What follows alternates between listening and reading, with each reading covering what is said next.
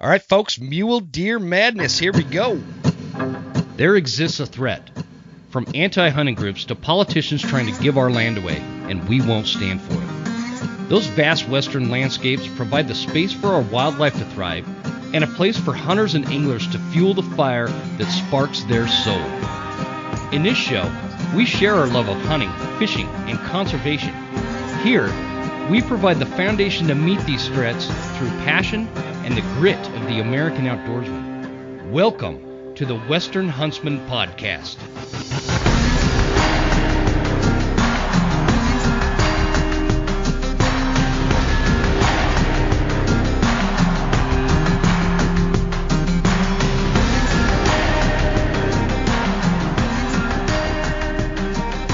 Ladies and gentlemen, welcome to this episode of the Western Huntsman Podcast. This is Jim Huntsman, your host, coming at you from the Broken Tines studio right here in Clark Fork, Idaho. This is episode number 112, Stacking them up. This week I have got a really cool topic. It's one of the ones that is very near and dear to my heart, and to make it even better, I've got a back by popular demand guest. So, buckle up. We're going to talk mule deer in this one with my friend Tom Schneider from Stuck N The Rut. Tom, how you doing, brother? Hey, good. Thank you for having me on. Well, actually, thank you for joining me because I don't know if I told you this when we finally met face to face at the banquet a few weeks ago. Mm-hmm. And I don't know if I told you this, but the episode that we did last fall for wolves was the number one downloaded episode for my show for 2021. Sweet. That's pretty cool. And it's like not even all that close. I mean, it was a super popular episode. There was all sorts of buzz around it. I got emails and messages and all sorts of comments about it, and people just super fired up about is it called the Wolf Masterclass, the Wolf Hunting Masterclass? Yes. And it went over very well. I think it was a really good episode for the timing because of, just going into that fall and winter wolf hunting season and all that kind of stuff. So I appreciate you coming on, and that brings us to talking mule deer, mm-hmm. which, I'm always up for talking wolves, but one thing we didn't talk too much about was the mule deer masterclass by Stuck N The Rut, and I'm pretty stoked to talk about it. So thank you. Yeah, I love talking mule deer. So I can go on for hours about muleys and my experience hunting mule deer. I have the bug. Yeah, you and me both, man. That's what I grew up on. I grew up in Utah where it's all mule deer. We didn't have whitetail. I've heard that some whitetail have kind of moved down into that northeastern corner of Utah, but I'm not totally sure. I can't confirm that, but it was all whitetail, or I'm sorry, it was all mule deer. So mm-hmm. It's an interesting dynamic too, hunting mule deer where it's only mule deer versus hunting mule deer where there's a mix of muleys and whitetail. Yes. And so maybe we could talk a little bit about that. But before we get to that, I wanna just kind of scoot on back to this wolf topic real quick and mm-hmm. let you know. I don't know if you're aware of this, but there is this anti-wolf hunting group out of, gosh, I think I want to say Jackson, Wyoming. I don't know. Some fringe group that is super big on trying to get wolves relisted and always running these petitions and stuff. And they made you famous, mm-hmm. man. They took a picture of you. I think I saw that they covered my face. Yeah, they covered your face. They're called Wolves mm-hmm. of the Rockies. And mm-hmm. I follow them because there's actually a lot of comical stuff. I saw that you were following them. I was like, I assume he's following them just to spy on them a bit. I do, man. It is super interesting because mm-hmm. I'm working on a couple of different books. One in particular that I'm working on. Man, they could provide me content for just like an entire series.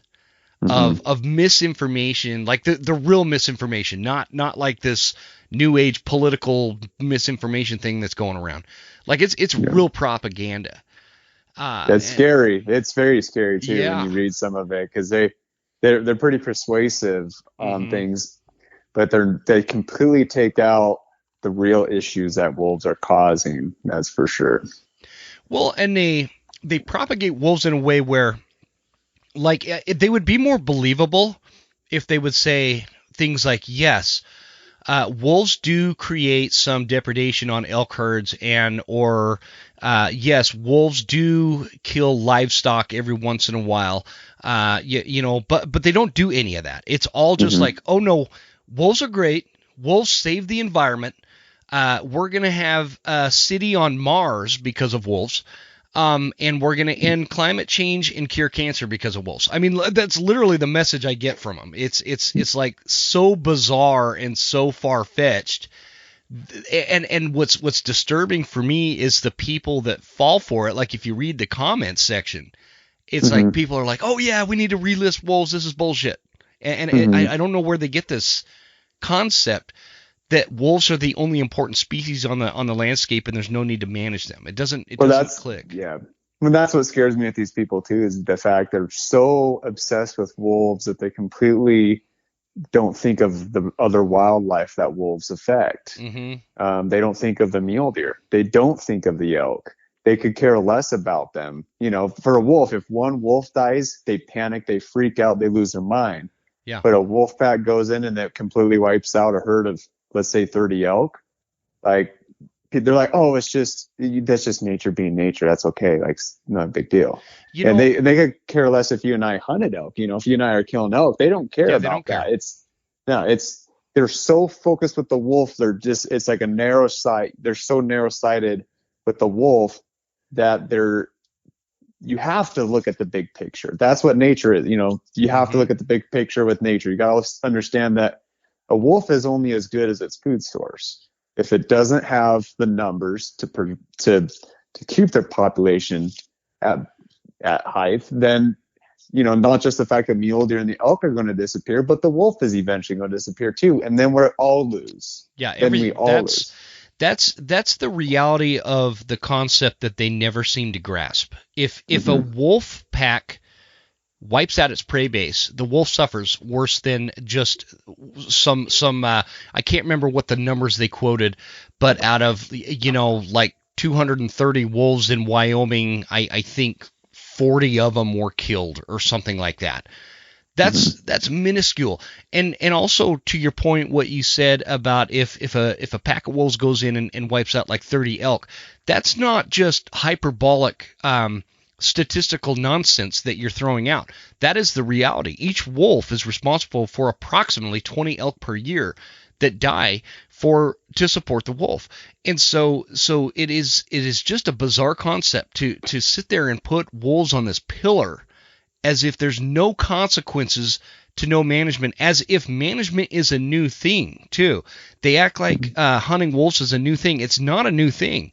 Native Americans did it for hundreds of years because they were in direct competition with what the Native Americans required to live on the lands out here. And Mm-hmm. prior to them, uh, I never pronounced this right, but around the time of the Pleistocene, those giant cats that roamed the North American continent, that is what kept the wolf in check, those wolf numbers in check. This is why wolves have evolved to a point to where they're such prolific breeders, sometimes upwards of around 40% a year, and that's why, because everything has always managed the wolf, because wolves are so destructive. That it's nature's way of handling that, and they act like this is just all new in terms of a concept. It's just like this new thing. Oh man, we got to protect the wolves no matter what the consequences are.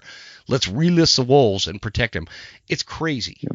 Anyway. Yeah, I wish they would actually look at the studies that Canada and Alaska already has, because Mm-hmm. the wolves on our landscape has just been a decade, since the reintroduction. It's only really just been a true decade of us actually having issues. I mean, Yeah. they're we know that they're released in, like, what was it, 1996, 7, around there. I'd like to say Well, I don't have the 1995 was the first year, and then there was like a was the series first. of others after for the next 3 Yeah, years, I believe. Don't quote yeah. me on that. I'd say the real wolf issues. Yeah, so that was about the time they were introduced. The real wolf issues happened were really starting to happen, and everybody was starting to realize it, like 2009, 2010, even 2011. That's when things were really starting to snowball and get out of control. But we don't have the studies. The one thing I noticed, especially with those groups, is they immediately threw out studies right off the bat. Like, wolves changed the river.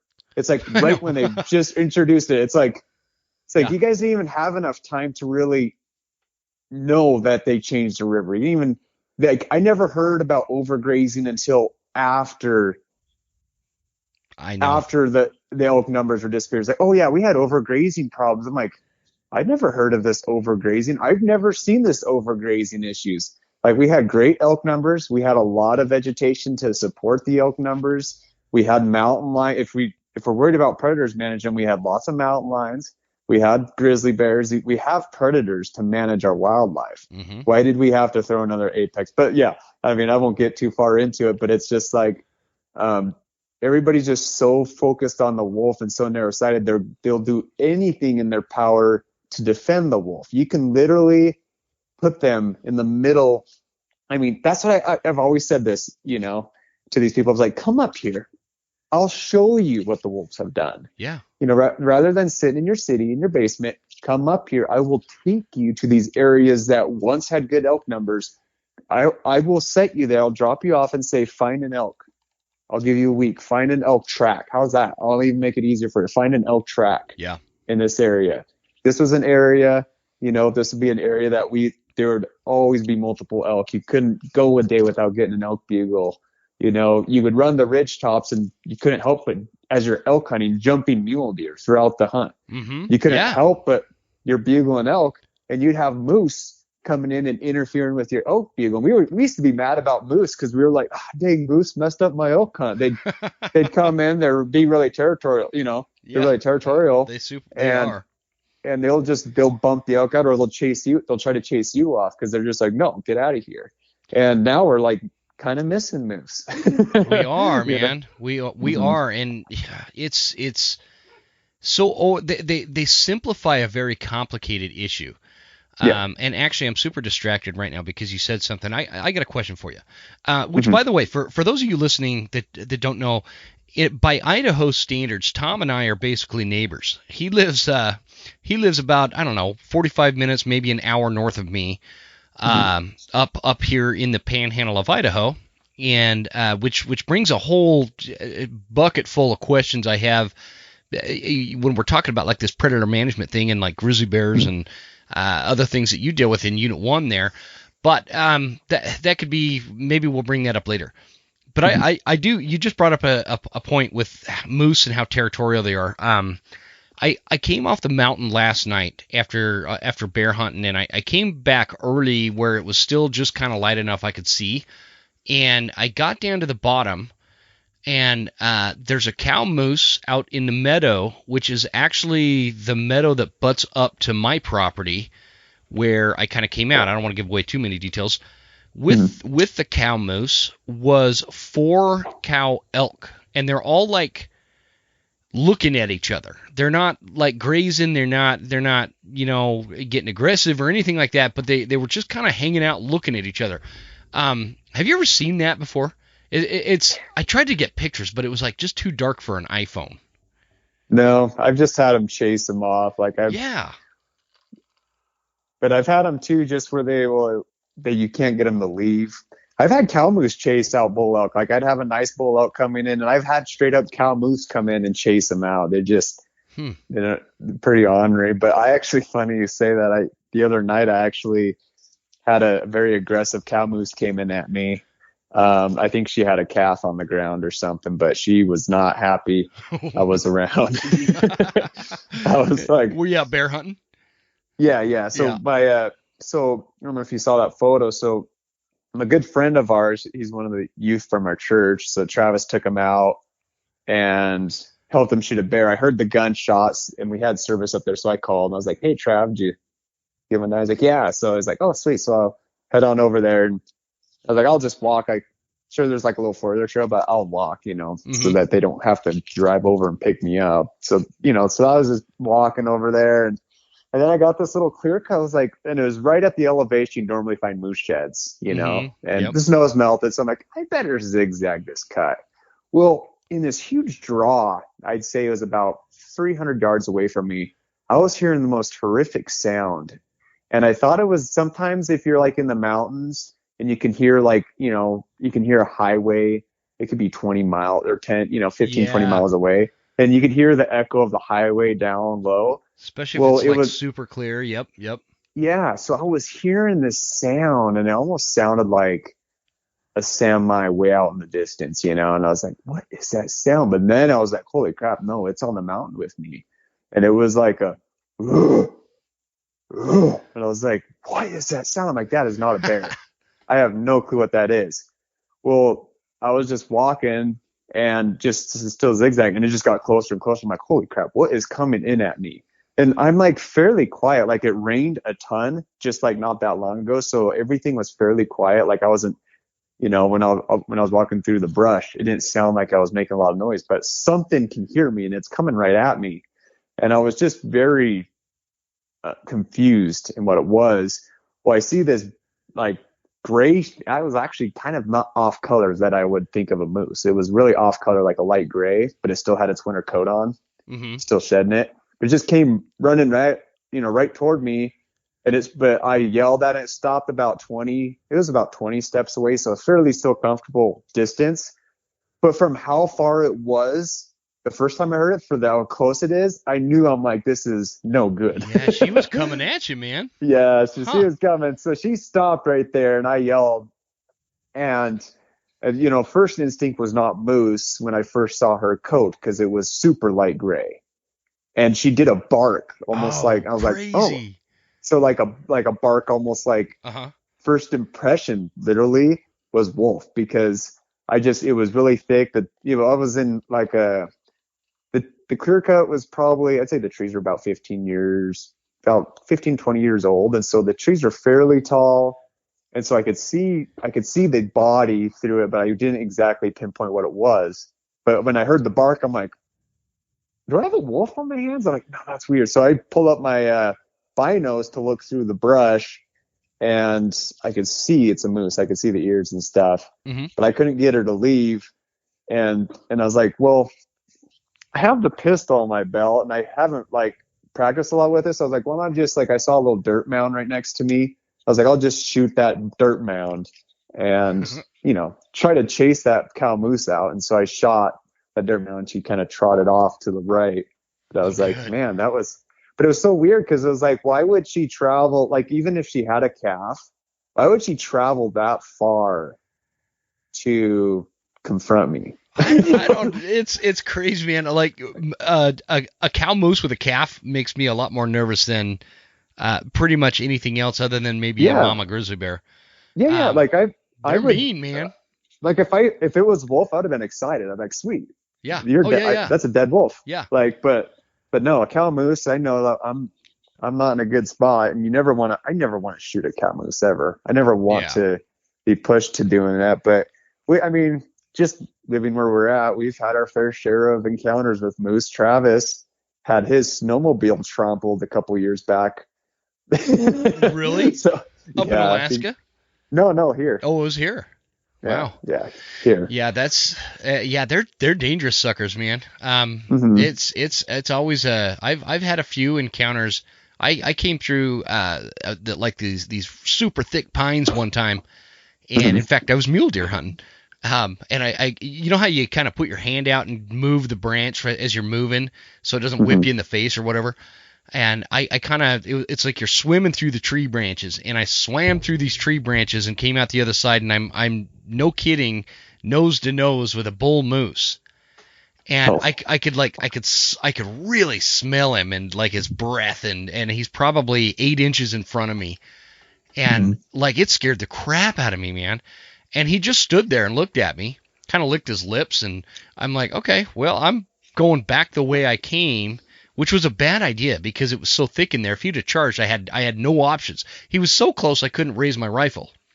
And so I just backed up, and he just kind of, when I got through the trees again, I kind of knelt down and I could see his feet, I could see his legs, under the brush there, and I think he was just kind of telling me, this is my living room, and you're not going any further. And Oh yeah. but I mean, that was a bad situation, and so I love running into moose, except for like what you said, they are territorial. Mhm. I have seen them chase mule deer. They're just, but they're a super interesting animal, and I think, not to get us back on the wolf topic, I see a lot less of them nowadays, man. A lot less of Yeah. them nowadays. So Yeah. anyway, That's unfortunate. Yeah. They're a cool animal, and they share a lot of the same. Well, and you brought it up too. They share a lot of the same territory with mule deer too. I mean, moose, like when I find sheds, I'm finding sheds close to the same elevation. hmm Still to this day, the biggest mule deer sheds we've ever found, our family's ever found, it was a big mule deer buck following moose. oh, no And kidding. yeah, so the moose would dig up the brush, and it was really deep snow. I mean, you're talking a little, like, I'd say it was almost close to waist. It was, it's like between the kneecap and the waist, about Uh that huh. Uh huh. that deep. But that mule deer buck, he didn't want to pull down any farther, and so he just followed moose all winter, and and he would just go into the next brush patch that the moose would dig out, because the moose will dig up that waxy leaf snow brush, Sure. and the mule deer would just be right behind him. Well, long story short, Trav found the one shed fresh, laying on top of the snow, and then he followed he actually followed the blood trail, the dripping of the blood Uh huh. of the mule deer button, and he was able to find the other side. So Oh, cool. so Trav found both sides, and the thing, it's humongous. It's like we are true big timber buck Wow. set. So I mean, in the back of my mind, I don't remember how many points it has on it, but oh yeah, we actually did bring it to the Salt Lake show. Oh, did you the sheds? This Yeah, well, he got it mounted, and so he eventually got it mounted with a really pretty cape Oh, that he nice. pulled off a buck in Montana. So he shot a really big, like a big old mule deer in Montana, but the genetics were like, he's just not a good genetic buck. Sure. So Travis actually passed a better scoring deer to kill this big buck that was like, you could see he's old, he's mature, he's wide, but just he didn't have score. Yeah, he wasn't scored. And so I was just like, he's like, man, but this cape is so gorgeous. He's like, I feel like I need to do something with this. I was like, what about those sheds you found a couple years ago? You've been wanting to mount those. It's like, this is the perfect cape for it. It's just a big old buck. And he's like, oh yeah, I'll do that. And it turned out gorgeous, absolutely gorgeous. Nice, man. That's cool. Yeah, I love yeah, that kind of stuff. That's awesome. yeah, Huh. yeah. Okay. Well, that's a good way to kind of transition into this topic. And Mhm, okay, so let me set the stage though, mhm, for this, because like you said, you've got the bug. yeah, Mule deer are a unique thing in terms of, like, there's people that are, well, let me put it I don't think you get this with whitetail as much. Mule deer, you have people that are like obsessed with hunting mule deer. You have some people that are just kind of, they'll take a mule deer, over whatever, but they're not that enthusiastic about it. And then you have people that just absolutely hate them. yeah. Um, I have been watching recently a lot of your YouTube videos, the Stuck in the Rut YouTube channel. Is Oh, thank you. specific to the mule deer hunting, which Mhm, for folks listening, if you guys haven't checked it out, it's really good, because you guys, you tell the story, and it's really educational.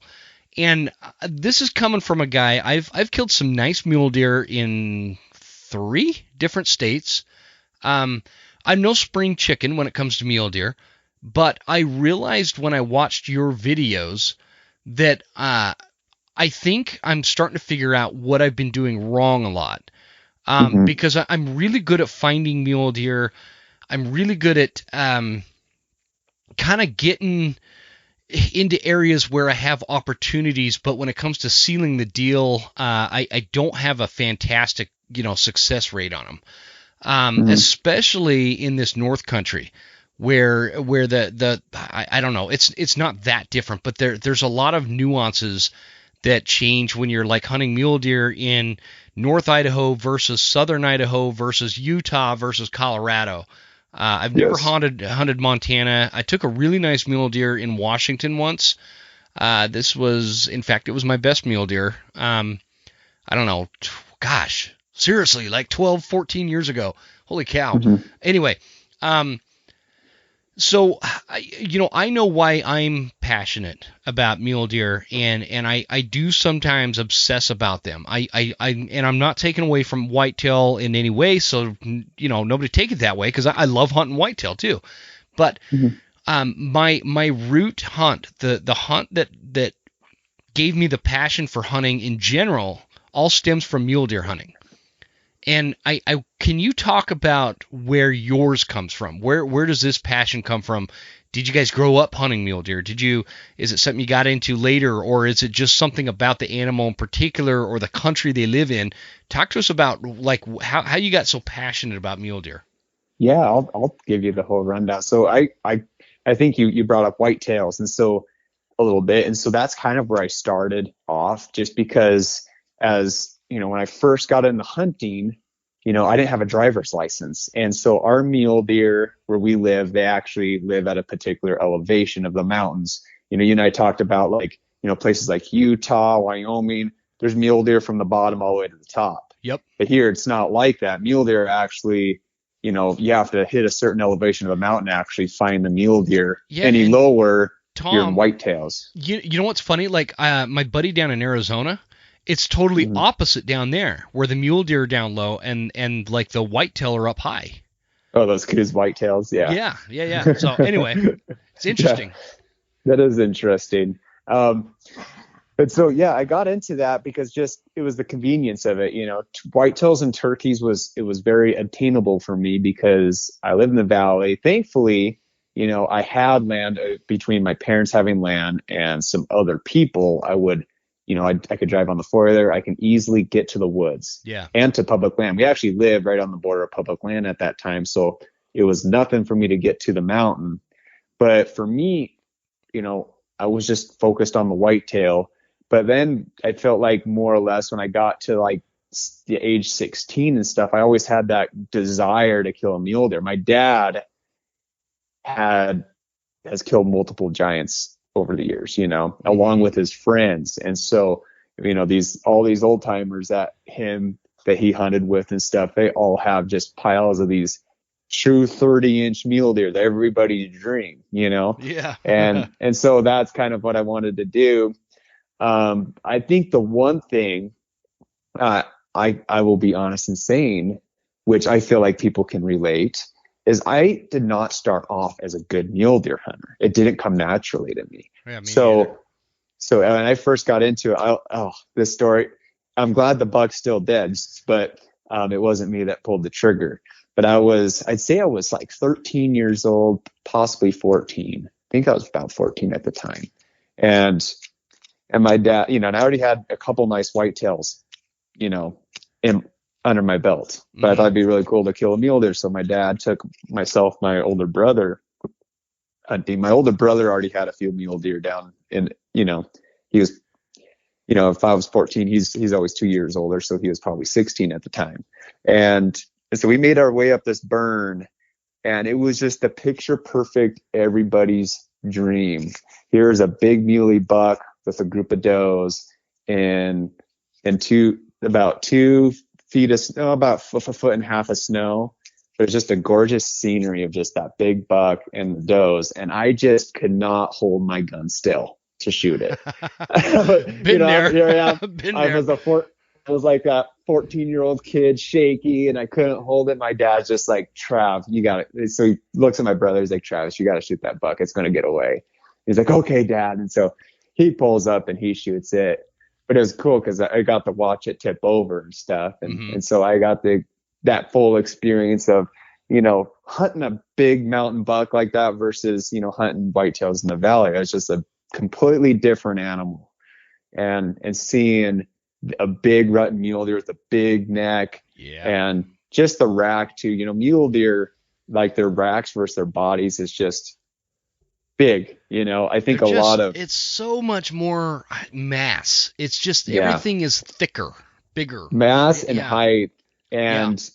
And most whitetail hunters that I know, when they first get in the mule deer hunt, they end up shooting a small mule deer because they're so used. Because whitetails grow forward, they wrap Yep. around and then they jail bar. But a mule deer grows up, and so it's all energy going up. So even a small mule deer is like Looks huge. taller. Yeah, it looks taller, but they don't realize that it's just growing up. So there's nothing growing forward. So you can kill a 2x2, but it's still taller than any 5x5 whitetail. Oh yeah. And so I, even myself, when I first killed my first mule deer, it was a decent 5x5, but it was funny because my dad still laughs to this day.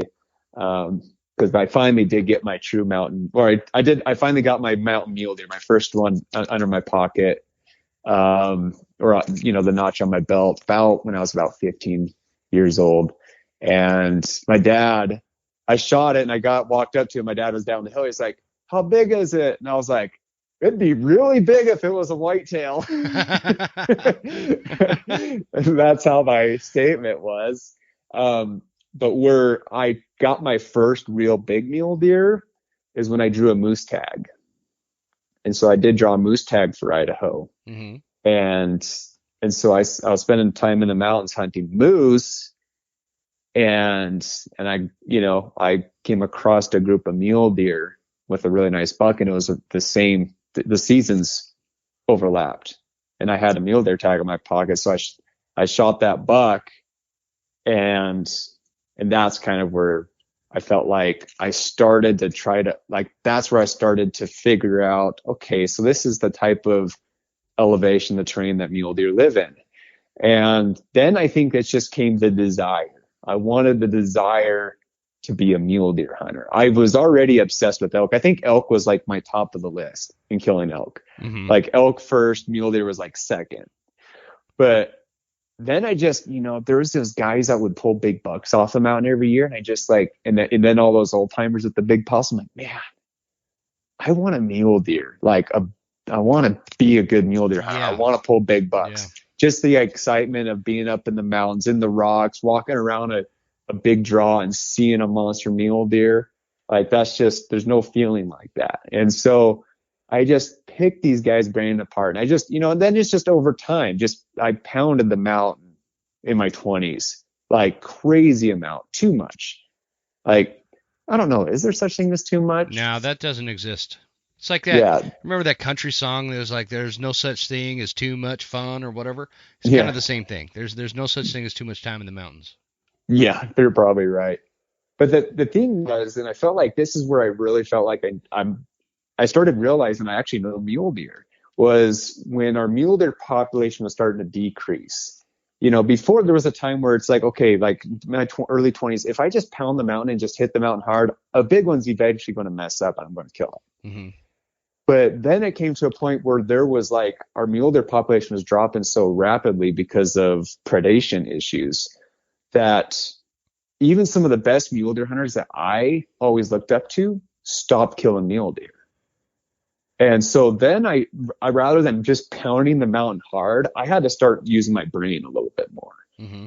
And obviously just pounding the mountain is not enough. You got to actually know the routes, their corridors, everything. And so that's when really I started learning about mule deer, was when I found out, if I want to still keep killing big bucks, and I've got a pile then, even in my 20s, by then I had quite a few big ones down. Yeah. I was just but if I want to continue this route and continue to enjoy mule deer hunting, I need to change my tactics a little bit. And I did.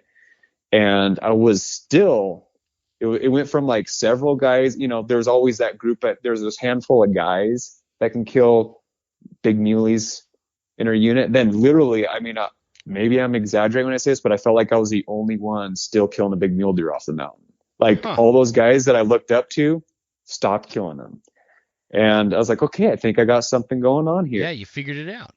I think I figured it out. Like I've gained some techniques. Well, then on top of that, we've done some traveling too. So like, I don't want to just hunt here. I want to try hunting Utah. I want to try hunting these other places. So if you were to watch our Stuck N Rut videos, we've hunted Utah. We've done the rifle season and the archery season of Utah. And these aren't hard tags to get. These are no, man. There's a great tag in Utah. I would never say it over the air here, but right, exactly. There is a stellar tag in Utah for a very specific mountain range that, I mean, is just dynamite. And I wish I could tell people about it because nobody really, the locals know about it. But and so I don't want to, like, you know, burden them with a bunch of non-residents. But it's awesome. Yeah. Well, we had non-residents and residents where we were at. There was a lot of people. But again, like we knew how to hunt mule deer. And so even in this unit, like when we first hunted Utah, we pulled a really nice buck out first opening morning, really. But then we saw everybody else coming off the mountain, and they weren't coming off with the same quality of buck that we did. But people were hunting that mountain differently than we were. And well, then I hunted not just Utah. I've hunted Colorado. My biggest buck to date is in Colorado. And let's see where else. I didn't see the Colorado. Did you guys have is there a YouTube video on the Colorado one? Yes. Oh, I must have missed that one. My favorite one so far, just for your information, is that I think you're in North Idaho here, and you're in the snow, and the buck is following your tracks. Oh yeah, and he about runs you over after you shoot him. yeah, that's fun. That's probably my favorite video of all time, just to be able to capture that solo. Yeah, that's what I think makes it extra magical or something. But you're alone, and your ability to catch that footage is pretty incredible, because I fail every time I try to get video of these hunts. But I don't know how you do it, man. Well, that was like my Colorado. I was out solo. That was an interesting deal too. So the story of that is, so I did pick up a Colorado tag, and it was like one of my friends recommended it. It was like, this is one of the easier tags to get in Colorado. But I think he said, Colorado, sometimes people overlook these units. And so, so I was like, you kind of recommended this tag, and they said, they see, like, if you work hard, you'll pull a nice buck out. I'm like, okay, sweet. So I ended up getting this tag, and then I went to hunt the unit. But at the same time, I made a promise to a friend. I was like, hey, if you draw that, this was a promise I made like 3 or 4 years ago. Oh, I know what video. Okay. Yeah, so you probably know that. Yep. Yeah. So I promised a friend, I was like, look, if you ever draw this tag in Southern Idaho, I'll help you with your mule deer. Well, he drew that the season kind of around the same time of my Colorado tag, and he called me, and I kind of forgot that I made that promise too. It's like, hey, guess what? I drew that tag. I'm like, oh, I promised. Oh, oops. Oh yeah. And so I was just like, well, I guess I could just make the route, And so I realized, well, I'll go to Southern Idaho, and then I'll just go right to Colorado right after that. And yeah, okay. I saw both those videos. Yeah. Okay. Yeah. And so that was one road trip. That was a pretty fun trip, because we went there, and that was, no time. He pulled, he's never killed a mule deer in his life. And so one day I went with him, and, taught him a little bit about mule deer, taught him about shot placement. And well, and long story short, first day being out there, he kills it was like a 187, around there.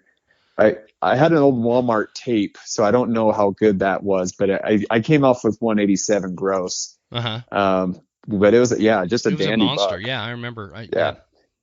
Yeah. And then I was on my way to Colorado, but I'm like, well, I actually got a couple days till my Colorado season starts. Like I wasn't expecting to fill that tag the first day being there. Sure. And so I hung out with a good friend of ours, and he let me stay at his place to let me let time fly, or just kill time for a couple days until my Colorado season started. And he's like, hey, you know what, like the archery the archery mule deer tag's going on right now. I was like, oh, sweet. Like, but I didn't have the tag, but he did at the time. So I was like, okay, like I'll just go with you one morning. We went up in the mountains.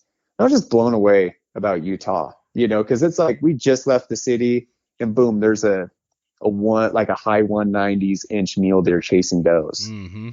I was like, you got to be kidding me. And I felt like it was like it would have been a dead buck, but he's like, oh, I have to actually go to work at noon. I was like, we're not going to get to that buck. Like, I was like, you're going to have to take off work if we're going to kill that buck. But he like bedded down with the does, and he was just right below this ridge top, and I feel like he could have just peeled right over. Mm-hmm. I was just like, oh man, like it was the perfect spot and stock opportunity. And well, anyways, he's like, yeah, I guess I gotta. It's like I've been putting off these people for a while. I gotta work. And so I was like, okay. And then the next day, that buck left the does. And oh no. Yeah, but it made sense. It was early mule deer season, so it was like November. No, it was like October 30th, and so those mule deer were just starting to rut, and those big bucks, they're roaming, they're looking for does and heat. So he wasn't going to spend much time with that group of does. He was just passing through. But I mean, just when we saw him bedded down, it would have been the most ideal spot in stock. But anyways, and then I headed to Colorado, and what was nice with Colorado is, I did still have some extra time to kill, and I just spent those couple of days just learning the area, scouting it, learning it, and met a few other guys hunting there too. And I just, sometimes I just like to keep in contact with these people to see how their success was. Sure. With the unit. And so, yeah, same thing. It was kind of a weird deal where first day I went in there and killed my biggest buck yet. Yeah, man, that's the one where you're like staying in a hotel or something like that. Yeah, and you go and you go up and that was a stud of a buck, man. Yeah, that was weird. What was that, like a 350, 400 yard shot or something like that on that one? Yeah, it was okay. It was 450. Yeah, 450 on that one. So I take it back. I did see that video. When you first said that, I wasn't sure that I'd seen it, but yeah, I watched the one where you hunted in southern Idaho and then went straight to Colorado. So okay, cool. Yeah. Yes, that was a good road trip. That is a good road trip. That's a great road trip. Mm-hmm. Yep. And then we've hunted Wyoming a few times too. I do really enjoy hunting Wyoming. Montana, I'd say the two main states we hunt the most is Idaho and Montana. Mm-hmm. That's just kind of and that's just more or less for the convenience of it. I wouldn't consider it as being the best mule deer units that we hunt, but it's just the most convenient. And you put in your time, you kill a big buck. Yeah. And so that's just how it is. And I do enjoy hunting terrain and country, especially if you know the corridors, the routes, and you learn a lot about the mule deer that live in those areas. So how do you find that information and learn that? Is it through scouting?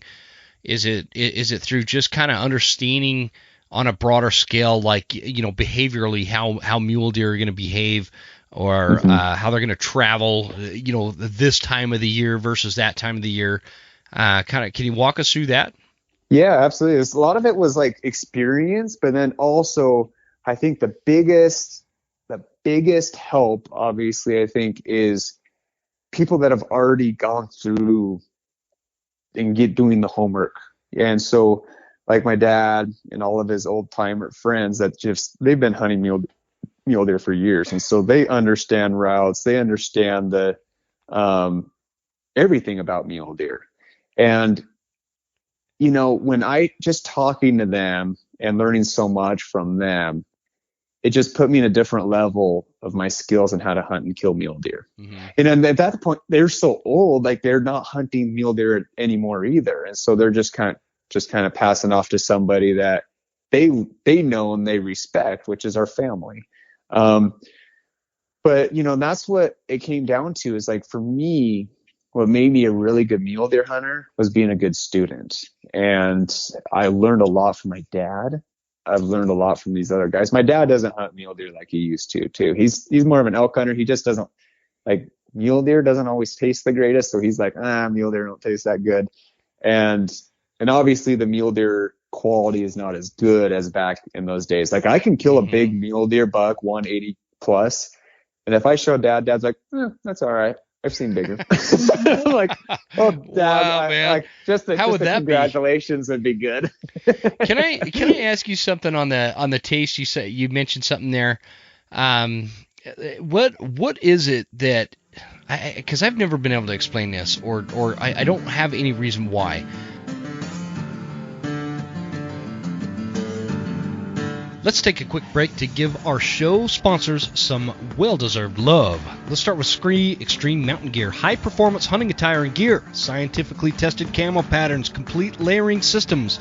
And in my opinion, the finest merino wool products to keep you warm, dry, and comfortable. It's all backed by a great company. Some of my personal favorites in the Scree lineup are the hard scrabble pants for early to mid-season, and then as it gets colder, I switch to the Kodiak pants for late season. The Bridger glassing mitts are like game changers, and I love the Nebo rain gear. Scree offers great packages on the website as bundles, like the elk bundle, that will completely outfit you for your favorite hunt. Oh, and my favorite part? You won't need to refinance your house to get outfitted. Try the starter bundle for less than $500. It's an insane deal. With the VIP sizing guarantee, you can exchange something that doesn't fit for free. I just had to do this for something that I got my wife. It was a little big, so I just sent it back. They covered the shipping both ways and exchanged it for the right size. So go to screegear.com and at checkout, use promo code The Western Huntsman for 15% off and free shipping. Phelps Game Calls, one thing that I love about companies that are born out of hunting is their story. Like Phelps Game Calls, the American success story that walks us through how something started small and grew into something big. Like Phelps, he started this company kind of as a hobby in his garage in 2009. Now, a little over a decade later, Phelps is one of the premier hunting call companies on the planet for good reason. They're the most realistic calls on the market, and that is saying something. Check out the AMP lineup. For predator calls like the 3-pack POR 123 or the Fawn in Distress, check those out. Turkey calls, get a diaphragm, a pot call, or a box call, and a complete line of waterfowl calls. Hit up the website and at checkout, use promo code Huntsman10 for 10% off. Phelps Game Calls, get them close. The Elk Collective. The best investment for hunting success is what's between your ears. Having elk hunting knowledge is what separates those who succeed every once in a while against those who notch tags every year. There's a very fine line there, and there's a perfect amount of time if you're listening to this now to get through the entire course before September. Improve your chances with a virtual course of over 140 videos that cover things like how to get elk tags throughout the West, scouting and e-scouting, beginner to advanced elk calling, gear, fitness, nutrition, shooting processes, hunting scenarios, strategies, and tons more. They've got some very big names on this platform that give you their personal expertise as you go through the course. It's the best way to make you the best elk hunter as you get into the woods. So go to theelkcollective.com and use promo code The Western Huntsman for $20 off. It's normally $89, so when you use my promo code, it's going to be the best $69 you've spent on elk hunting, and I guarantee you it's worth every penny. Check it out, guys. Hoffman Boots. Let me give you guys a piece of advice from a dude with many miles on his feet. Never skimp on quality hunting boots. Hoffman Boots is a fourth-generation, family-owned company based in North Idaho. I've been sporting a pair of Hoffmans for close to a decade. Particularly, I like the Hoffman Explorer in the 8-inch. In my most humble opinion again, Hoffman offers the most comfortable hunting boot that does the least amount of damage to my feet after several miles on the mountain. Very little break-in period on these boots, by the way. I took them right out of the box and went on a crazy elk hunt, not even a blister. For hunting, they have the Explorers and the Summit boot offered in insulated and non-insulated. And ladies, check out the new women's Hoffman Explorer 400. They also carry lineman boots, winter pack boots, logging boots, and hiking boots. Get totally outfitted at hoffmanboots.com, and at checkout, as you know it's coming, use promo code, all caps lock, Huntsman10 for 10% off. Last but not least, Tacticam. If you're interested in self-filming your hunts, whether for memories or making hunting content, check out the Tacticam products like the Spotter LR, Tacticam 5.0, and the Film Through Scope system, all of which are available at thewesternhuntsman.com, which helps support our fight against the anti-hunting movement. But my favorite is the Tacticam Reveal cell cams. I use these cell cams all over my property, and I'm like obsessed with monitoring the wildlife in real time with these cameras. They not only text me instantly when a buck or a bear is cruising through, my reveals make for excellent security systems. I know when the FedEx dude is delivering packages way down at the bottom of our driveway. And I also know if some knucklehead shows up to try to steal them. I know when someone's trespassing or if I have the kind of wildlife roaming around that I don't want, like a coyote. And I quickly react with my cat-like reflexes. Great for trappers, great for hunters, security, anything, guys. Check it out at Tacticam.com because I don't have the reveals on my website right now. Let them know I sent you. Tacticam.com. Let's get back to the show. Here we go. There are some mule deer that just don't taste very good. I mean, let's face it. They just... I don't know how to describe it. Real sagey. A lot of people like to say gamey, but I don't even know what gamey means. I think that's just a description for maybe folks that maybe don't eat a lot of wild game meat, because it's different than hormone pumped commercial meat that you get at the grocery store, right? So, but with mule deer. And I have one theory on this, maybe, that actually isn't my theory. It comes from a biologist I spoke with. But, with mule deer, especially the super high country sagey ones, there is kind of a almost skankiness to the meat. It's edible. Mm-hmm. It's good. It's doable. But it's nothing like I've never had a bad whitetail. Does that make sense? Mm-hmm. And I think that's the advantage you have with whitetail. We've killed a lot of whitetails in this family, and I've never had a bad whitetail. I have the mule deer I killed in 2014. Man, that was a raunchy tasting buck. But the muley I shot last year, not much different than the whitetail. And so it's really good. And and meat care wise, I did the same exact thing. I get the hide off immediately. I butcher it out myself, all that kind of stuff. But do you have a take as to what makes the difference in terms of the outcome of the taste? Does that make sense? Yeah, and I don't actually. I don't really know on that. All I can think of is just how much they roam and travel. I mean, it's usually the rut and bucks. I've never had issues with a good tasting mule deer if I kill them before the rut. Yeah, but if I kill them like during or even like late rut, I mean, that buck is hardly edible. The dogs won't even eat it. That could be the difference. I think it was that one mule deer in 2014 was the day before my birthday, so November 9th is when I killed that one. Yeah. So I don't know. I'd love to get to the bottom of it.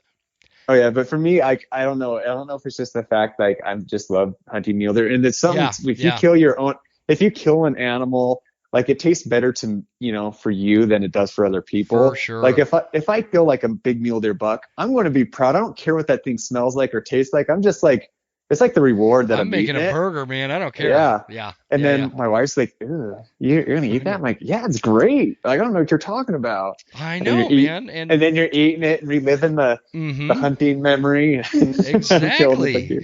I'm glad we see eye to eye on this. But my wife and I, we kind of go back and forth sometimes because she gives me a hard time when I want to go mule deer hunting because it's between the two deer. I love hunting whitetail, but there's nothing like a big majestic mule deer, and a lot of that comes from I'll tell you the coolest mule deer scene I've ever seen, and I think that this just kind of exemplifies the majestic nature of a big mountain mule deer.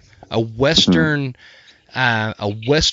mule deer is just like it for me is just, it's like the king of the West, if that makes sense. And not taken away from elk or whitetail or anything, but as a kid, I'm probably 12 years old. We're fishing at this lake in Utah. It's called Strawberry Lake. A lot of people listening. We have a lot of listeners in Utah, so a lot of them are going to know. Well, what they did years ago is they kind of busted this dam For the other side, gosh, what the heck was the name of it? Johnson Creek or Soldier Creek? I can't remember the other side, but they combine these two big mountain lakes. This lake is sitting at about 10,000 feet elevation. Great cutthroat trout fishing, and in between those two lakes, when they combine them and busted the dam, is these they call it the Narrows. And the Narrows connect the two lakes, and they're like these canyons of waterways that you can kind of get to the other lake and then move back to the main Strawberry Lake. And now it's all just Strawberry Lake. But we're fishing in the Narrows, and this big 4-point. He didn't have a ton of points, but he was a great big 4-point buck. And this could just be my 12-year-old mind, but today when I think of it, I think of a 200-inch plus buck. Could be just an exaggerated memory, right? He comes walking down the east side of this face down to the Narrows, right down to the water, and we're watching him. We're in a boat, and he takes a drink out of the water and then goes right into the water and swims right past our boat without acknowledging us for a second. Didn't have a care in the world that we were there. This is late August, and the velvet is just kind of coming off. Right? Like it looked like he had just kind of rubbed a lot of it off. He swims across the Narrows. The waterway is in such a way that it kind of makes this big island that you can't really tell it's an island, but if you know the lake, you know it's an island. Swims across, gets out on the other bank onto the island side, and walks. It's probably an 800-foot elevation gain up to the top of this, and just kind of casually walks all the way up. And he crests the top, and he's standing at the ridge line, right where the sky meets the mountain, and there's these quaky trees. There's some darker timber, but he's just standing in a way where he's just silhouetted against the western sky. And he's just this monster, and he just kind of disappears into the dark timber.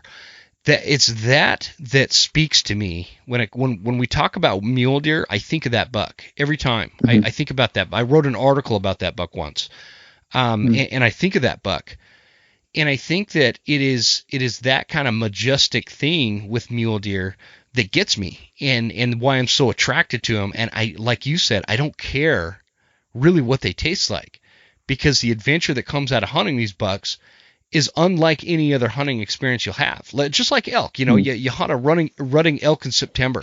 That's one experience. You hunt a rutting whitetail in November. That's one experience. A bear in the spring is a different experience. But mule deer is a very unique experience in its own. Yeah. I don't know where I was going with that, Tom, other than they're special to me. And so... Yeah. I kind of have a similar, when I did talk about the burn, seeing that big one in the burn.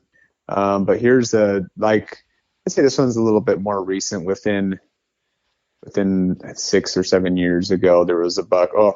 I've killed a lot of nice bucks, between that time, but this one in particular sticks out in my head, kind of like what you were saying. Like, it's that memory that just sticks with you so deep. And, this is like what I was talking about, like with where you would expect to find a big mule deer buck, like in the steepest, nastiest, ugliest mountain, pretty much. And it was an area where I would actually see mountain goats. Just to describe the steepness of the area. So it's like a mule deer sharing this mountain with mountain goats. Oh yeah.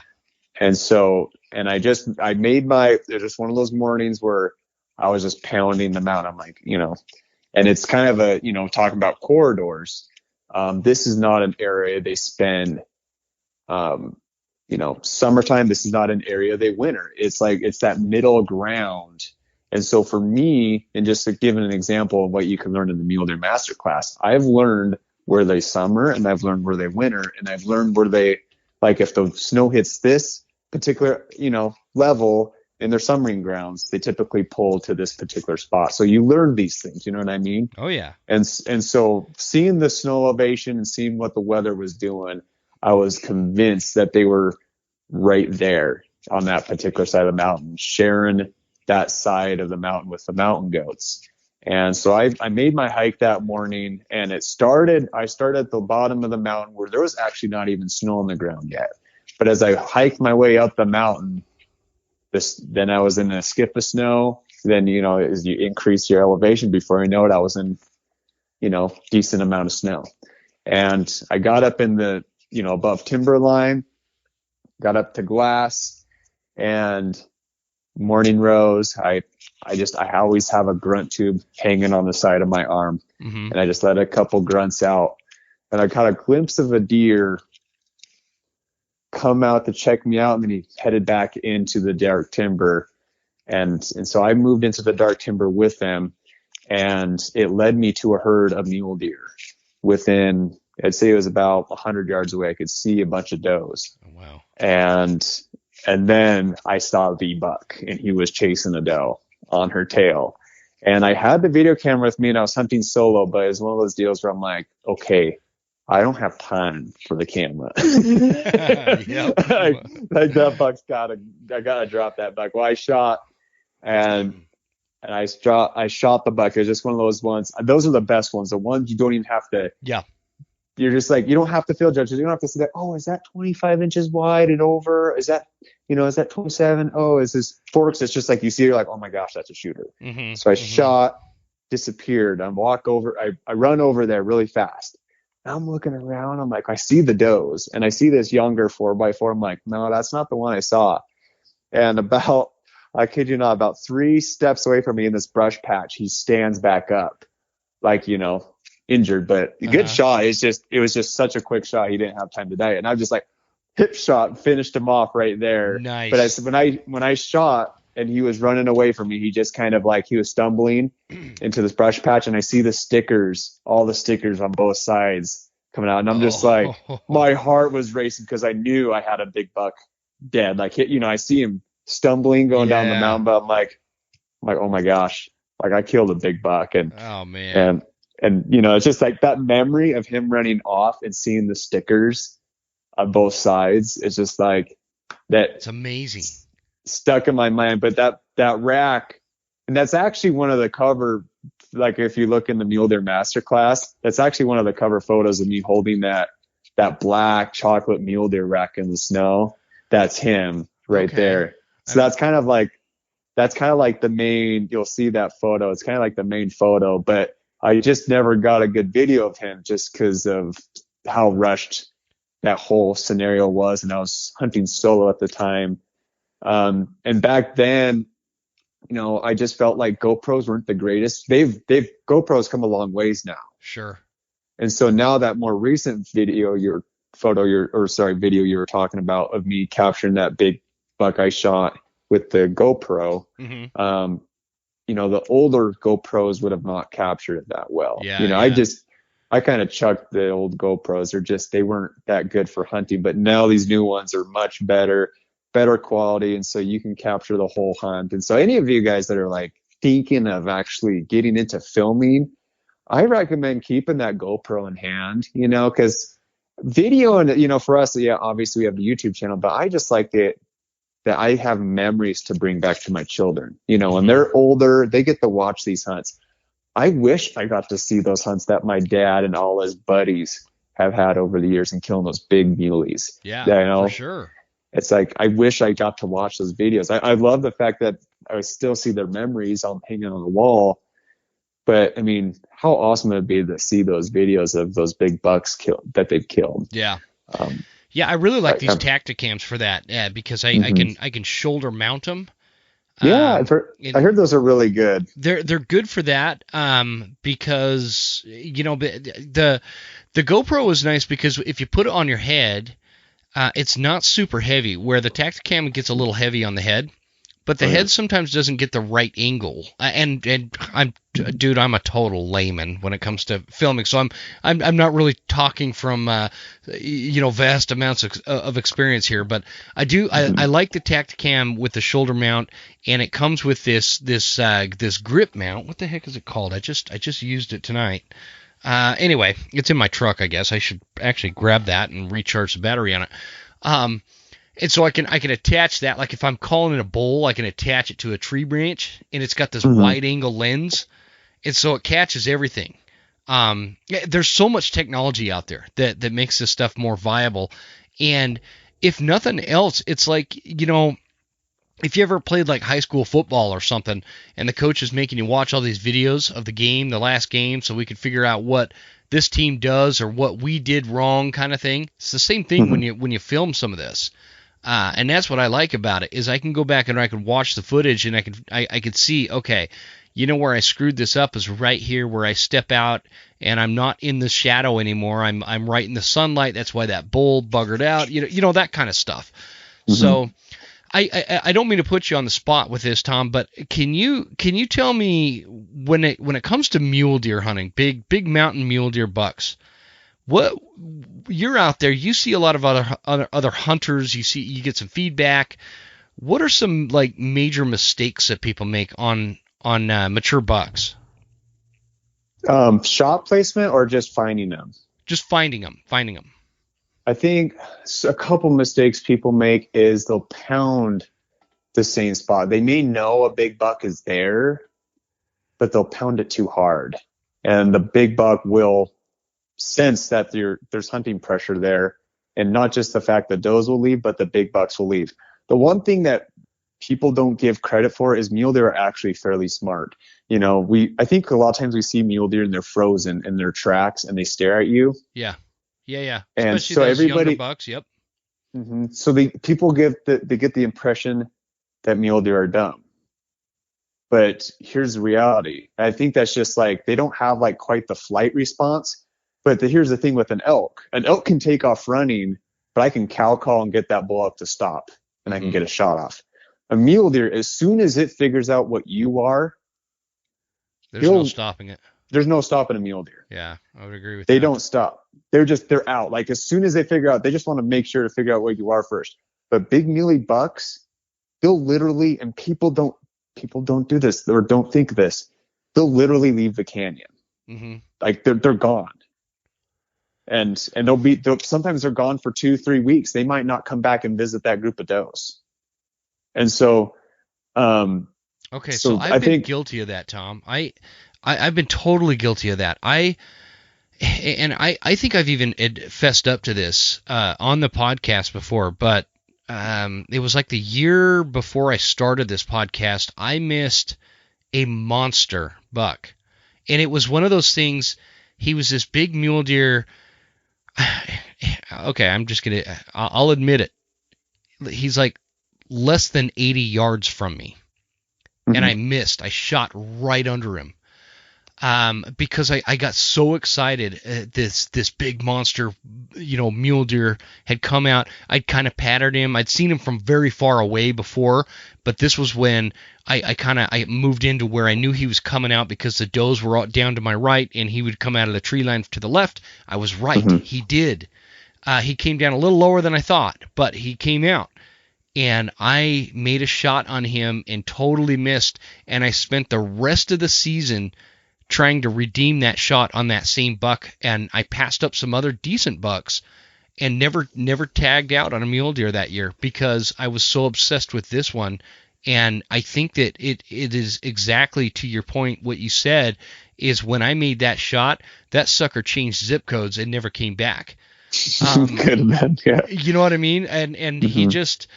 I've had this discussion too in the past, and my opinion has kind of changed through the years over the last couple of years, where I used to be of the opinion that like there was nothing dumber than a 2 or 3 point mule deer buck. When you compare it to the flight response of a 1.5 or a 2.5 year old whitetail, there's like no comparison. The whitetail don't give you a chance. I don't think that that's an intelligence thing though. I think that it's just a natural behavioral thing. And then I used to argue that, but when that buck hits 3.5 or 4.5 years old, he becomes smarter than the whitetail 3.5 or 4.5 year old. I don't know that that's true. I don't know that I don't know that it's an intelligence thing. It's kind of like politics. I always love to, I like to create ruckus with politics, and it's fun for me to debate it. But people always look at like if you're a Democrat or a Republican as if there's some kind of intelligence thing. It's not an intelligence thing. It's a philosophical thing. It's a belief thing. It's a principle thing. It's an ethic thing. It's not an intelligence thing. And I kind of have learned to apply that to like the difference between whitetail and mule deer bucks. there is this. I don't think that one is smarter than the other, but man, I don't know that you find something that is more savvy than a 4.5-year-old mule deer buck. Would you agree or disagree? If he's dealt with hunting pressure in the past, he knows how to get out of there. He knows how to avoid people. I mean, a big whitetail can do the same thing too, I would say. But but just those big muleys that they know how to get away from people.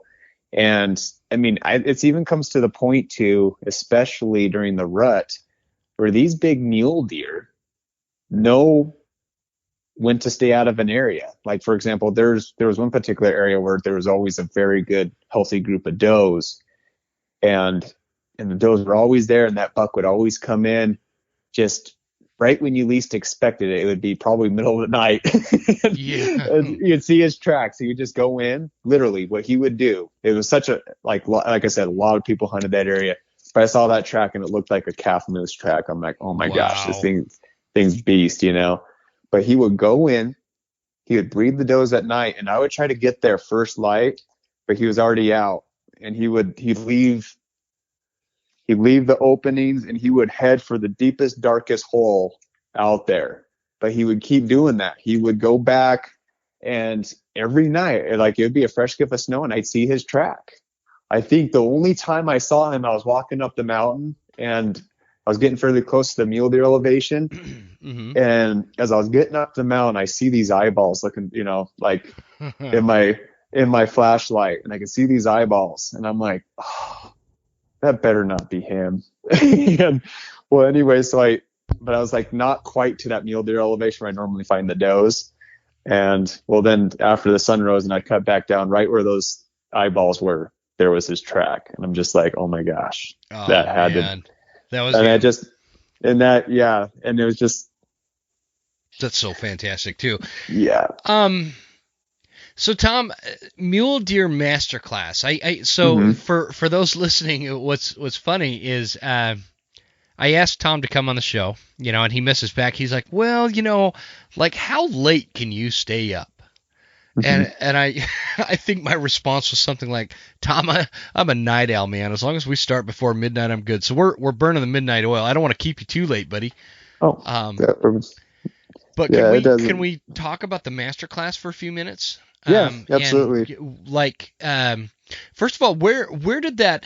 Because you kind of filled a void, man. There's a lot of content out there, you know, surrounding elk hunting. There's a lot of content surrounding mule deer hunting, you know, turkey hunting. There's not a ton of mule deer stuff. There's like a couple of podcasts, like they'll do the Muley Monday Madness or what, I don't know. There's a ton of different names for them. Mm-hmm. And where they focus on a lot of mule deer stuff, but it's mainly conversational stuff like you and I are doing. Like, people will pick up some information out of this episode where it's like, oh, okay, I need to think about that and maybe apply that. That was weird. So I record in my hunting trailer, and all of a sudden the water pump turned on. There's like a ghost in here or something. Anyway, and they'll get some, you know, real vague information out of this. Like, we talked about some of the biggest mistakes. I think you nailed that one too, by the way. And I'm guilty of that. Like, even recently, I'm super guilty of what you said in terms of some of the biggest mistakes. So, point being, there's nothing that really dives deep. Like, I'm involved with the Elk Collective, and the Elk Collective is super, super deep, intuitive, very broad-based information. Like, it's not elk hunting 101 or 201 like School of September that we do on this show. It's like 301, 401 kind of stuff, right? There's nothing mule deer like that until this Stuck in the Rut Mule Deer Masterclass comes about.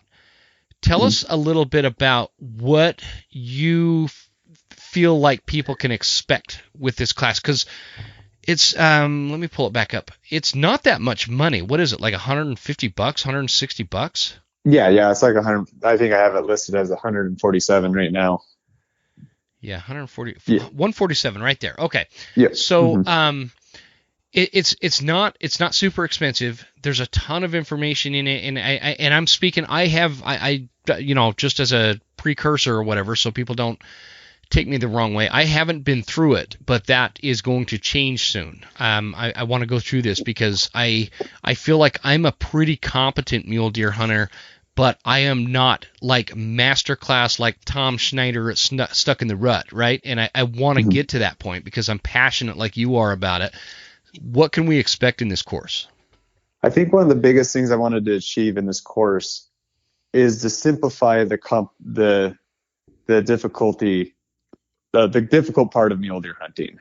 And so, when I went into it, I'm just like, how can I teach? And I'm not saying this in a rude way, but like, how can I teach the most simple-minded person about how to kill a big mule deer buck? Dude, I am entertained by cutting my toenails. So this is for me, man. Simple mind, man.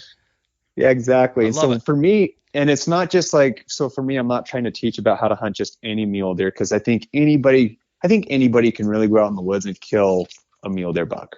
Oh yeah. What I'm trying to teach is try to kill the big buck, the big buck that's eluded other hunters. For me, if you actually look at my record of mule deer killing, I don't draw incredible tags. I'm still putting in for points for those big units. Mm-hmm. But if you looked at every buck I've killed, I'd say 80% of my big bucks have been on public land, do it yourself, general tag. I can buy these tags every single year. I'm competing with other hunters out in the woods.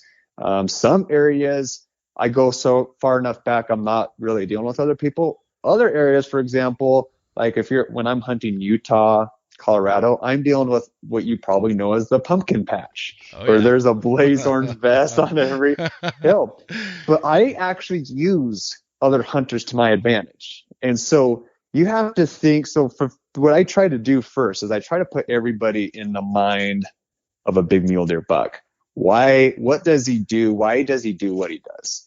And try to find him. And that goes all the way from finding their sheds, from starting to get setting trail cameras up in the high elevation, start getting their summer trail cams from the months of August and September, explaining the transition, because they start to go a little bit more nocturnal. People will notice as soon as they start losing their velvet, explaining that. Mm-hmm. I'm just really just trying to key down and just explain people, first of all, just laying out the big muley buck and how he lives.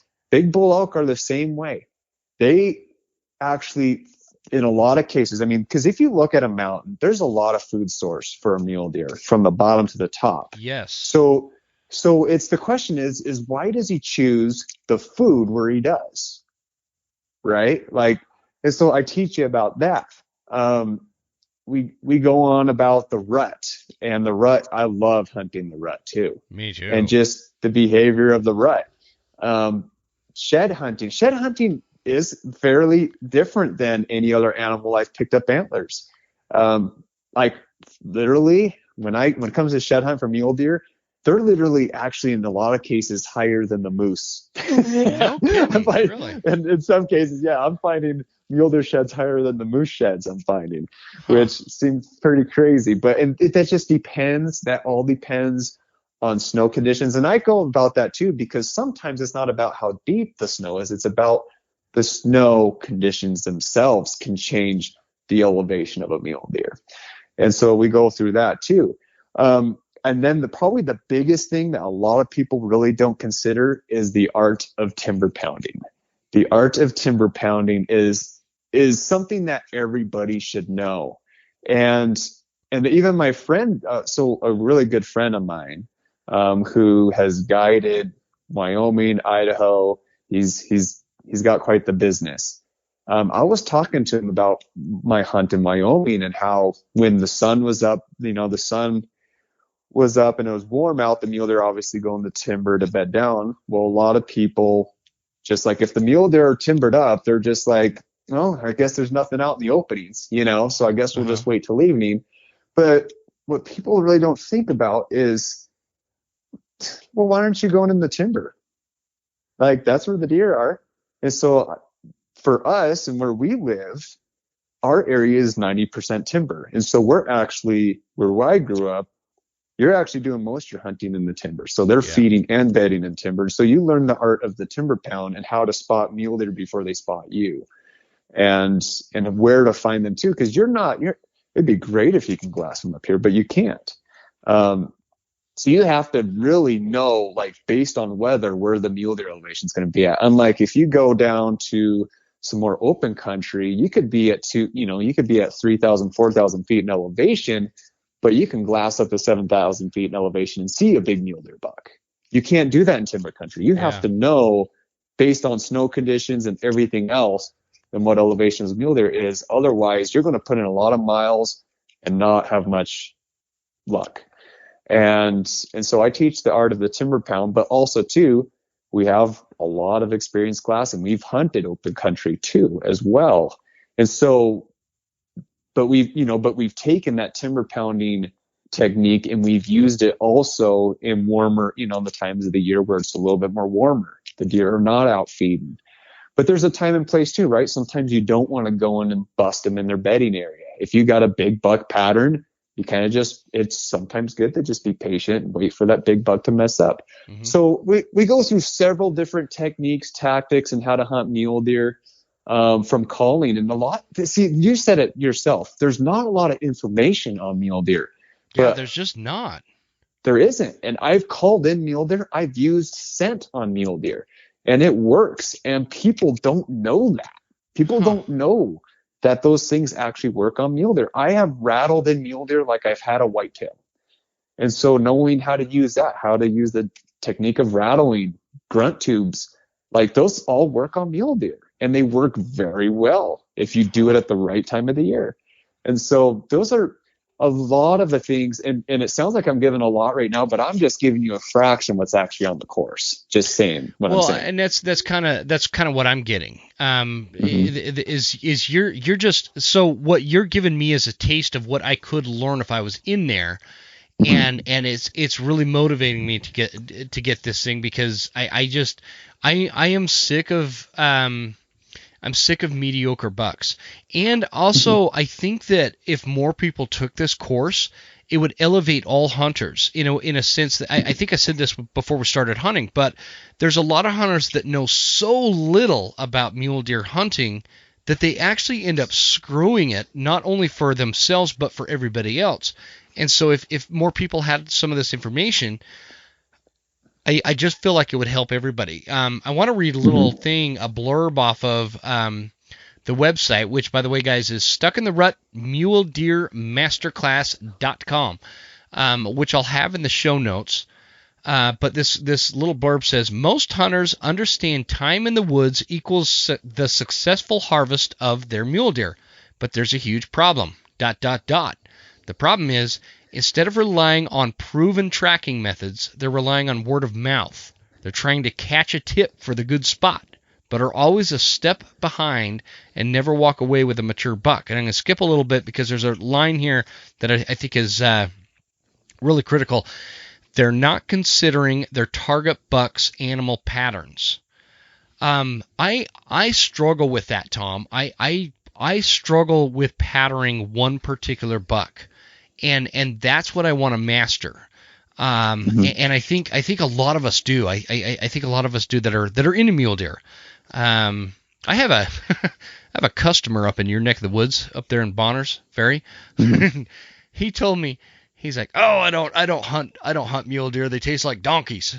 I don't know what he meant by that, but anyway, it's funny. We've got you up there, and I've got him there on two different sides of the fence. So, I only say that so that the folks listening, if they're not super passionate about mule deer hunting, I don't want to pack the woods with people that aren't passionate about it.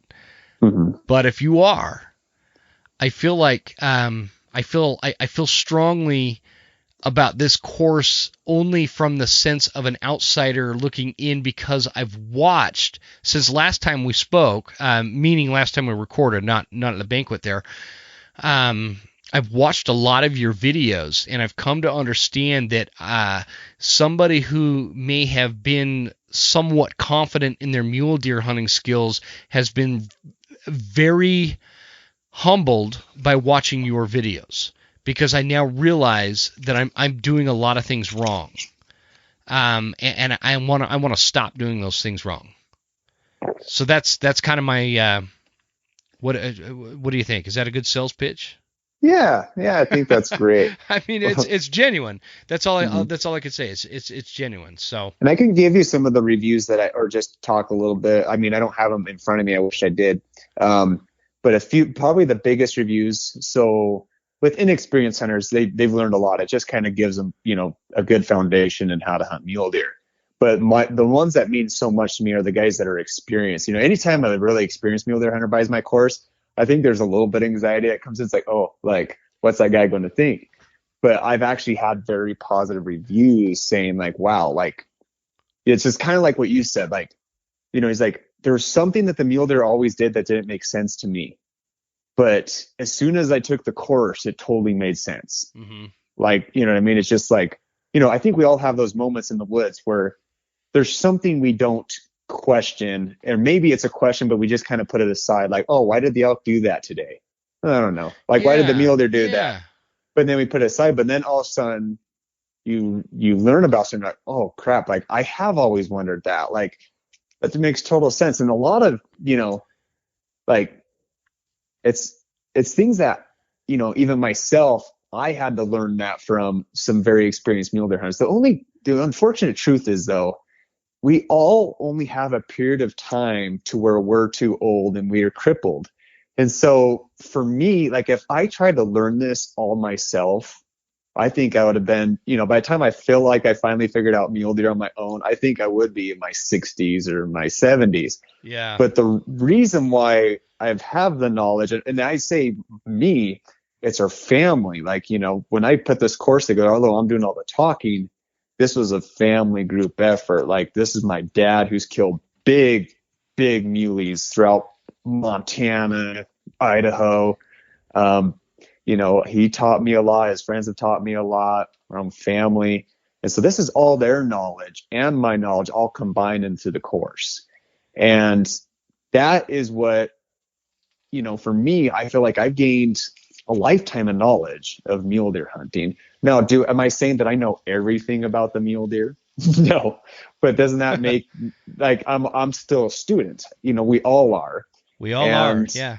It's a great mentality. Exactly. But like, what really felt like the time when I finally realized, and even other people were saying it too, my brother he's like, well, I wouldn't even say my brother, a lot of people that are close to me and know me and who I am all have encouraged me to do this course, because they're like, you freaking know about mule deer. Like, like you're the one still coming off the mountain with a big buck every year, and I'm not hunting the same areas. I have never killed a big monster mule deer buck in the same spot twice. Oh, that's interesting to know. That's interesting. And so you think people, I think we all do that, right? So if you kill a big buck in an area, let's say there's one spot where you go to, it's a little opening, and you kill the big mule deer buck. Mm-hmm. I mean, I think naturally as a man, you're going to want to go to that spot every single year, right? Dude, yeah, I have killed mediocre mule deer in the same 1 mile radius many times, and it's not getting any better. Like, the definition of insanity is doing the same thing over and over again. That's what I'm doing. That's why I'm killing mediocre bucks. So, and that's why I look at, like when it comes to whitetail expertise, I look at my buddy Troy Pottinger. I'm sure you know who he is. I don't know. He's a fellow North Idaho guy, right? So if I want to learn about big, mature public land whitetail bucks, mountain bucks, I call my buddy Troy Pottinger. And he's got these boot camps that you can attend and learn in a day, kind of what his secret sauce is. But when it comes to mule deer, you're the guy. You're the guy I look to, because you have a consistency and a discipline about you that just, you're successful with these big mature, mule deer. I almost said whitetail there. Heaven forbid. But anyway, so that's kind of the point. And I think that is, again, it is just one of those things that's been lacking, and that going into depth with these mule deer and the behavioral things. Well, let me ask you this, Tom. Do you feel like, so a lot of us, here in North Idaho know that this is going to be very applicable to them. Is this going to be, is this course applicable to folks in Wyoming and Utah and Montana, Washington, Oregon, Arizona, anywhere we could find mule deer? So this is where I'll say where it's probably not most applicable. So the area, I'd say like Arizona, New Mexico, most likely not those desert mule deer. Yeah, they are different. They are different. Yeah. But I would say this though. So, cause when I was it was early in my 20s when I really, I was still killing bucks up here, but I was going to school down in southern Idaho in the sagebrush country. And when I was finding those mule deer buck in the sagebrush country, for me, the first instinct, or my first thing in my head was, I'm hunting a different mule deer.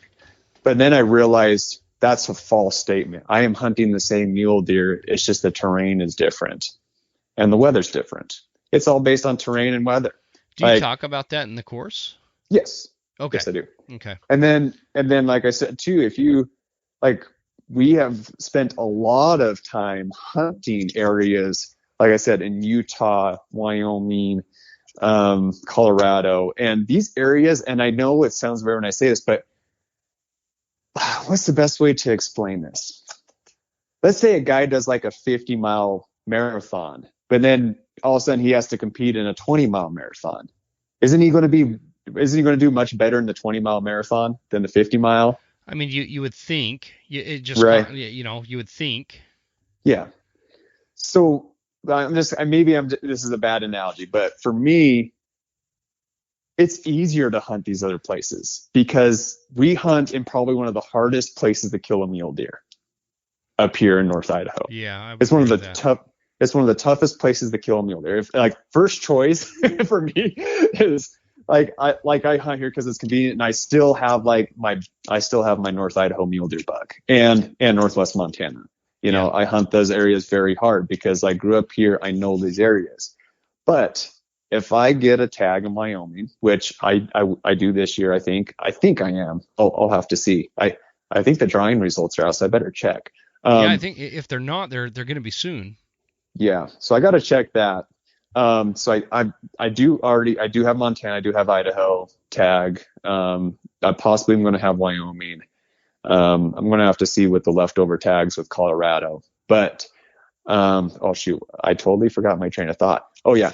So those areas, again, I got it.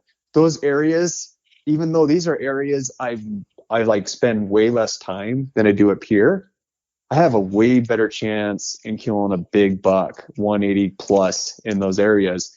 And the reality is when I keep track of these other really skilled mule deer hunters in these other units, they're not pulling the quality like we are. And some of these guys are locals, like these locals of Wyoming aren't pulling the quality that I am out of Wyoming.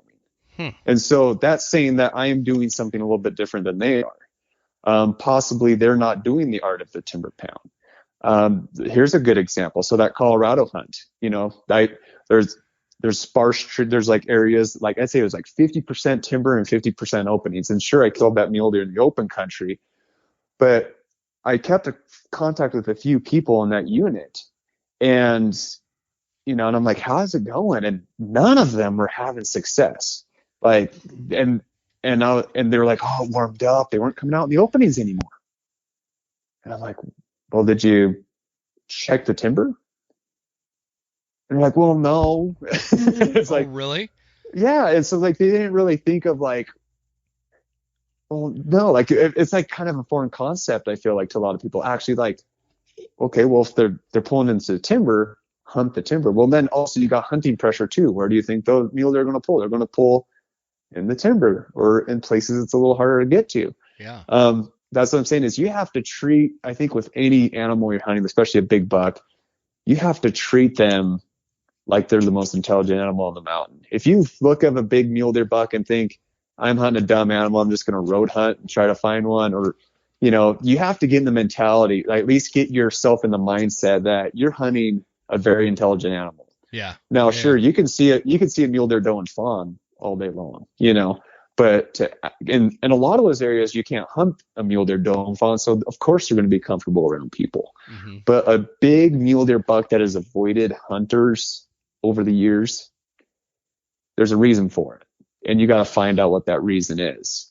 And so if that makes no, that totally any makes sense with sense. him. Yeah. And I think, like, for me, and I think I mentioned this, the only reason why I would consider myself an experienced mule deer hunter is, and where I put my level of expertise, is the fact I hunt areas where literally the success rate is under 5%. Mm-hmm.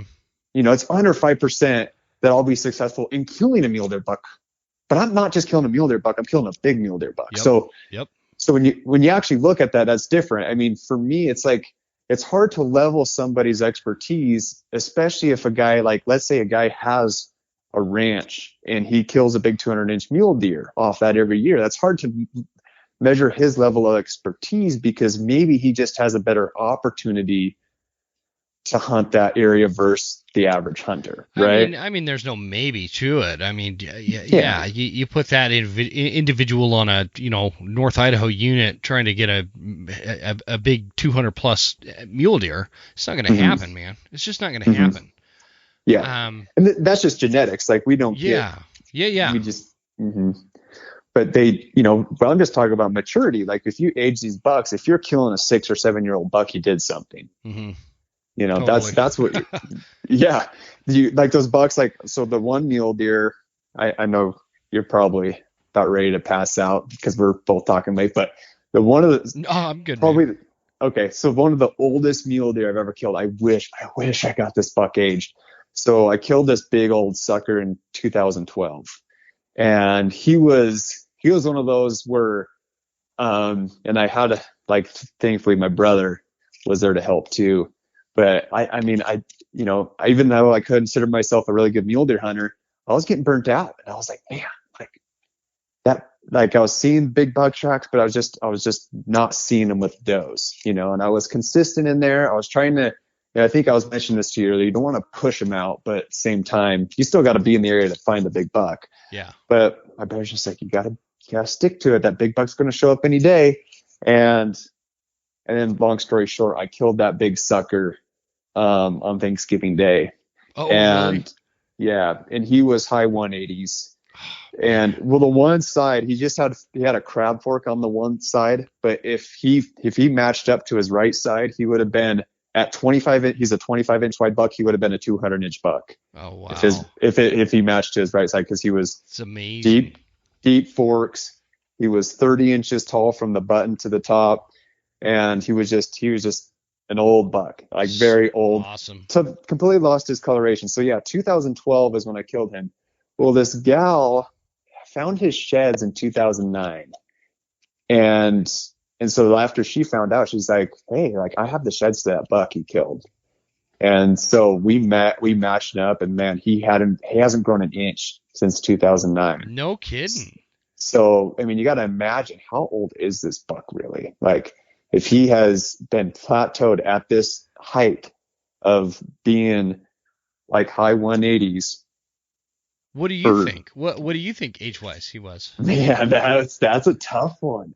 That's a tough one, because I'm always off. Every time I have got a deer age, it always throws me back in my seat. I'm just like, dude, I've been so wildly wrong with that I never even try to make assumptions. But I know there's other people that I know that they can, once they get a buck down, they're like, oh yeah, this buck is such and such age.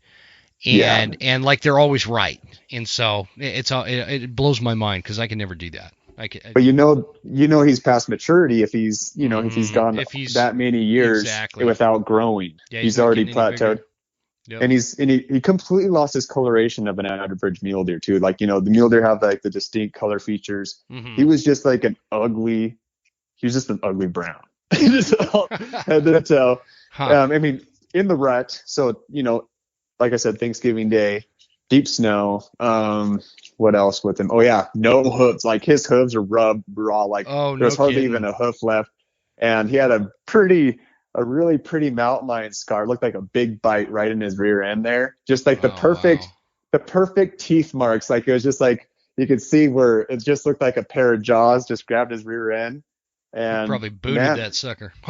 Yeah, he had to. I mean, that sucker has lived everything. So anyways, to get a buck like that on the ground, I mean, that buck beats even like the biggest scoring buck I've killed. Mm-hmm. I mean, that big old timber buck beats them all. You know what I mean? Huh. Just from the experience and just the age.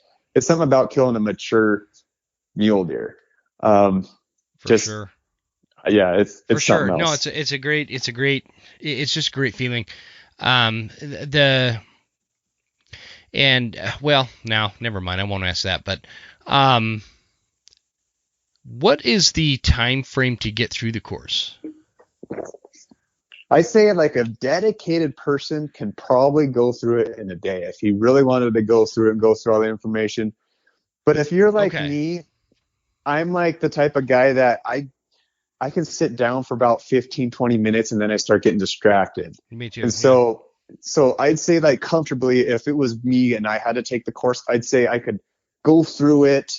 If I wanted to stop and take notes through it, it would probably take a week if you're dedicated enough. Like maybe like, if you're have like most people aren't going to sit down a full day and like watch it. So they're going to have their day job and stuff. So maybe in the evening they watch 20, 30 minutes of it, jot down some notes, things they learn, and then go through it. And then the one promise I can always make is that there's going to be more added to it. And sweet. to even answer your question you brought back a little bit earlier, is I'm going to actually get some other experienced mule deer hunters on the course. And I'm not going to give the name, but there's another guy, he actually hunts the desert country along with the sagebrush country a lot. And so that'd be perfect. And so and this guy is a muley man. And so I'm going to get information from him and I'm going to compensate him, of course, because I want to perfect this course. And so, and then also too, what I love about other people is I'm almost 100% positive his techniques are probably way different than mine. Sure. And so when you got two different experienced mule deer hunters giving you that much new information, that's just going to blow your mind. Oh, for sure. And so Tom, it's all video based? Yes, it's all videos. And so video sections. And then so some of it I'll be teaching kind of like almost like you're teaching a classroom. Other times I'm actually picking apart a map. I'm showing you on maps. I'm showing lots of video, because us in our hunting videos, we have hundreds of hours of videos. And so what I'm doing is I'm picking apart videos I'll give a prime example. When we do a Stuck N Rut episode, we're posting the episode for entertainment, right? Oh, absolutely. Yeah. So I may have this may have taken 2 weeks to kill this mule deer, but I have this video edited to 7 minutes long. This is a 7-minute episode. We made it really easy, simplified. Sure. But what I do is I have all that footage still. And so I'm picking apart distinctly, like, how did we get to that point to kill that big mule deer buck? Where did it start? What type of gear did I have? Like, where did we start with trying to put the puzzle pieces together? Because that's what it really is. Some people say hunting's a gamble. It's not a gamble. It's a puzzle.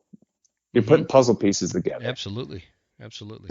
There's a gamble is everybody has a shot in killing a big buck. That's not true. It's the person who is focused to put the puzzle pieces together is the guy that's consistent in pulling the big buck off the mountain every single year. Exactly. We're not talking about the lottery winners that walk 100 yards from their truck and happen upon a big 200-inch mule deer, because it happens. It's never happened to me, but it happens. But everybody looks at that. Very rare. I know. Yeah, exactly. Everybody looks at that and they're just like, but that percentage is tiny.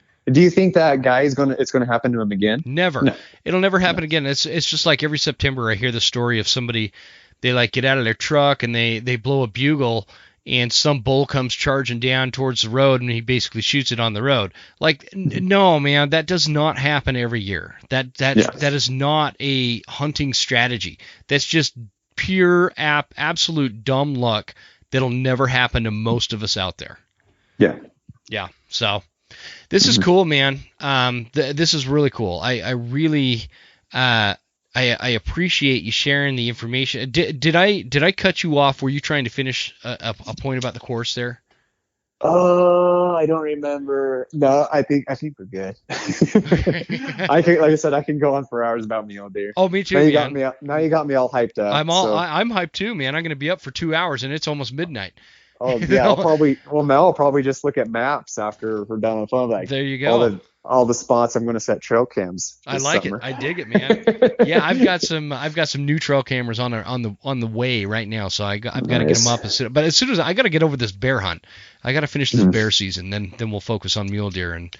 Oh man, I think I have the elk situation fairly figured out. So. No, this is great, man. That again, listeners, we are at Stuck in the Rut Mule Deer Masterclass.com. I will have that in the show notes if you guys want to check that out. If you're interested in learning, and it's just like what I tell you when we're talking about like the elk collective. The most valuable piece of gear is between your ears, and there is nothing that is going to. There's no good pack. There's no crazy rifle or optics or a special bow or a magical pair of boots that are going to put you in front of more big game animals that have your name on it than what's between your ears. The knowledge that you take into the field is going to be your most powerful piece of gear and your most powerful weapon. So I mean, $147. It's like, if you're serious about mule deer hunting and and hunting for big mule deer, that's a no-brainer. I mean, yeah, especially that's one tank of gas now. Yeah, I was gonna say, gosh, that's with the inflation the way it is. That's like what, going to Starbucks twice? Yeah, exactly. I don't know, but either way, Tom, I appreciate you. I appreciate you doing this. I appreciate you working with the schedule here. I was a little late getting on with Tom tonight. Between these, we had these crazy storms in North Idaho tonight. With by the time you guys this is live, it's going to be a few days later. But crazy thunder, lightning, knocking down. Like I had rivers coming across the road coming back from my bear spot, and trees falling on the road. Anyway, it's been a crazy night. So. I appreciate you, man. Oh, no, thank you. Thank you for having me on. Let's do this again. And at some point, I'm going to come up there. We're going to sit down and have a cup of coffee or something. Absolutely. All right, buddy. Thanks again. All right, take care.